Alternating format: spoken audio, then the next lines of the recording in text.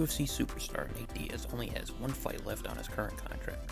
With the UFC not likely to offer him a new one, things are looking not so good for Nate. In this video, I'll discuss the future of Nate Diaz and what his options are. Fight it out.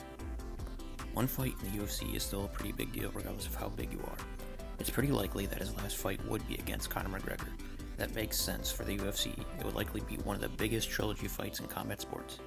However, Nate beat Conor once, so that's probably why he won't take it. Nate has lost his last couple of fights, similar to other welterweight Gilbert Burns. But the only other matchup besides Gilbert that would make sense is Khamzat Chimaev, who Nate doesn't seem to have an interest in fighting.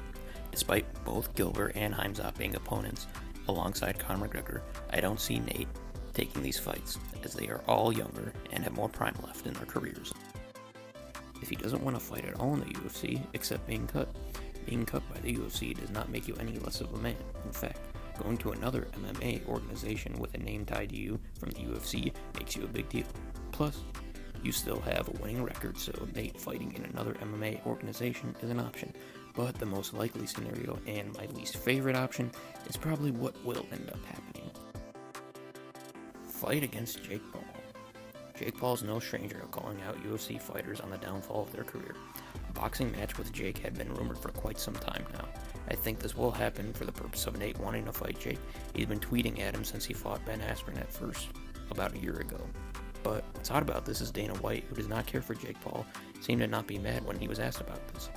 I think the next time we see Nate fight, it's going to be against a boxing match against Jake Paul or fighting Jake Paul in MMA. Rise the options for Nate Diaz.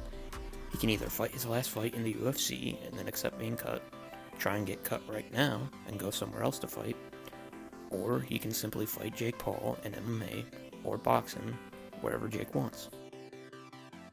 These are simply just what I believe will happen with Nate Diaz in his career. There are many options that could happen, and there are other stuff that I have not covered in this video, but I just feel these are the most likely to happen. What do you think will happen with Nate Diaz? Let me know in the comment section down below. Other than that, I have nothing more to say, and I will see you in the next video.